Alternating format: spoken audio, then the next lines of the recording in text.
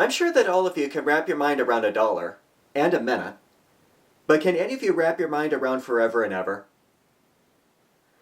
Well, tonight our topic is on eternity, and I'm sure that if I asked you to describe eternity for me, some of you boys might use waiting for mom as an example. Come on, Mommy. What soon is it till we leave? Pretty or not too? What kind of while will it be before we leave? Quite a or little? Nonetheless, eternity is a big thing to wrap our minds around. But we can wrap our minds around a dollar, right? So how many pennies equal a dollar? 100 pennies? So if 100 pennies equal $1, then that means that 1,000 pennies equals $10, and 1,000 pennies equals $100. Now this next one is just for fun, but suppose you found a random wheelbarrow in the middle of nowhere full of 1,000,000 pennies. Now that would be a very heavy wheelbarrow to push with you, but nonetheless, that load of pennies will be worth $10,000 in cash. Pennies may only be 1 cent's worth of value, but like Mom always tells me when I try to get rid of my change, they do add up if only I just save them. Lots of people desire to be rich one day, but wealth is limited to how much gold, silver, copper, crystal, and diamonds are being unearthed around the globe. If there is more cash being printed than the value of precious metals we have, then the value of our dollar and coins will drop. And speaking of which, our cash is not as valuable as it used to be. For example, a 5-cent nickel from 1941 has a minimum worth of 6 extra nickels in today's value. And if it's in good shape, it can be worth over $100. So if you think about it, since the value of our money is shrinking, is desiring to be rich one day worth it compared to eternity? But now we'll shift gears. How many seconds are in a minute? 60? And there's 60 minutes in an hour, right? So that means that there are 3,600 seconds in an hour. Since there's 24 hours in a day, then 86,400 seconds equal 1 day. Now this is where it gets crazy. If 86,400 seconds equal a day, then 31,356,000 seconds equal a year. So how many seconds would we spend in our lifetime? Well, take a few seconds to think about how old you think you will be before you die of old age. Now this is the difference between a million and a billion. We know that roughly 31 million seconds equal 1 year. So if you guys live to be 80 years old, you will have spent roughly 2,508,480,000 seconds of life. Just like pennies, a second may not seem like much, but boy do they add up. You could just arrive home from school and play, I don't know, Angry Birds 2. You could be sitting there playing Angry Birds 2, and only a few minutes went by, so it seemed.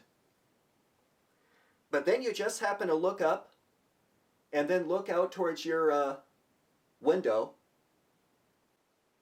It got dark. How did that happen? I was only playing this for a few minutes. But then you look down at your watch, and then you realize that it was a couple hours ago you started playing, not minutes. Just like wealth is limited to decreasing value, the number of our years of life is limited to the ticking down of time. And how will one use that time? My point here is that even though time and money is limited, eternity is not limited to anything. It is a continuous continuum where time isn't just non-existent. Time doesn't matter. But forever in heaven is not going to feel like forever and ever like it does here on earth. Years will only feel like seconds or minutes to you. Just like in my Angry Birds 2 illustration, where one thought only minutes went by when in reality it was hours. Well, that doesn't just happen with games.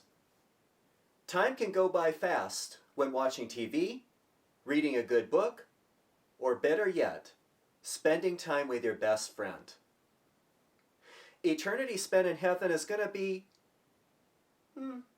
similar, except 1,000,000,000,000 times better and more satisfying. And it will be continuous forever and ever without an end. If we have a strong love for Jesus, like he is our best friend, and much more than a best friend, we have so much satisfaction through him in our lives that time isn't going to matter in heaven. Nor is wealth or things bought with wealth going to matter either.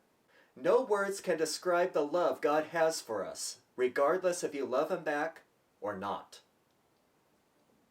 If the ocean itself was turned into ink and the sky was turned into paper, even that will not be enough to completely write out his love for us. Also, there are no words to describe our own love for God either, if we truly, truly love him. With love like that on top of God's love, heaven is going to be a blast. Forget that the streets are paved with gold and the gates are made with giant pearls, according to Revelation 21:21. None of that is going to matter nearly as much as Jesus is going to. Also, God will wipe away every tear from their eyes. There shall be no more death, nor sorrow, nor crying. There shall be no more pain, for the former things have passed away. Revelation 21, verse 4. There will be no more crying or sorrow there. No more sickness. Who wants to be sick anyways? Plus, there will be no bullies there. No enemies. No pain doesn't just mean physical pain, but emotional pain too, caused by hurtful words. No one is going to pick on you for any reason. And even if you see a childhood enemy there, neither one of you is going to think any bad thoughts about the other, but only thoughts of grace and love. Why? Because the old things will pass away, including past hurts. But this is only heaven's side of eternity. There's another side to eternity too. What about hell? After all, it goes on forever and ever just like heaven does. There's a little old saying that says, you can lead a horse to water, but if he is not thirsty, you cannot make him drink. You see, hell isn't just a place of fiery torment for people who do great acts of evil and bad. Hell is also eternal separation from God in darkness for those who don't want to spend eternity with God or the people of God. Lots of people don't like the idea of spending eternity with God or goody two-shoes, meaning us. They like the idea of heaven, but not if God is there, and not if we're there. Satan has convinced them that God is an unfair judge who constantly looks over their shoulder to see if they are doing something wrong. They think that he places high standard rules over them that he knows they won't be able to keep, just so that he can send them to hell for the fun of it. That's not at all what God does, but some are convinced of this. The sad thing is that most of them grew up in Christian homes and used to say that they were Christians. I happen to personally know a couple of them myself. Some of them do want to change, however, but are convinced that they have sinned too much for God to forgive them. But that's not true either.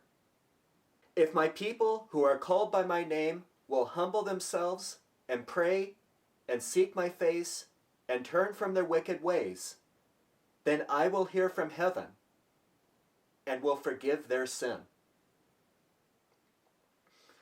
Sadly, you can't convince these people of this, because they have said to themselves over and over that there is nothing you, me, or anyone else can say that can change their mind. Yes, you can lead a horse to water,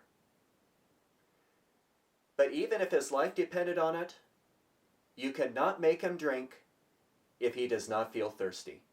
Also, Jesus said that not everyone who says to me, Lord, Lord, shall enter the kingdom of heaven, but he who does the will of my Father in heaven. Many will say to me in that day, Lord, Lord, did we not prophesy in your name, cast out demons in your name, and done many wonders in your name? And then I will declare to them, I never knew you. Depart from me. Do any of you know whom Jesus is talking to? These are not ignorant people who have not known Jesus yet, like sinners or unrepented people. These are people who thought that by acting and looking like a Christian and serving in ministry would be good enough for heaven. You see, it's not enough to just wear Jesus or Scripture on your shirt, or go to a church or Awana, and even go on a mission trip and lead some people to the Lord. Those are good things, don't get me wrong. But if they are done just for the sake of doing a good work, God doesn't know you. And if God doesn't know you, then you are not ready for heaven. This is what they are saying. Lord, didn't we do all these things for you? And Jesus is responding, yes, you did do those things. But you did them because you knew they were the right things to do. You did them so that people would think you were genuine and not fake. You did them for the sake of religion. You never knew me because you didn't seek my love for you. Therefore, I don't know you. And the sad thing is that now that you do know, it's too late for you. And they will say, why didn't you warn us, Lord? And he will say, I did. I spoke to you through my servant, who I appointed to you as pastor, and told him everything you needed to hear, even in private. I spoke to you through friends whom you trusted, and I spoke to you through Scripture that you would read every day, and I even spoke to you when you prayed to me. But through all of that, because there was no relationship between you and I, you never heard my voice, though I called to you often. We all have a free choice of eternity. We can choose to drink the water which is the life-giving water from God, and allow a relationship to develop between us and Jesus, so that we may live forever in heaven one day. Or we can choose not to drink of that life-giving water and spend eternal separation from God in hell forever. The choice is ours.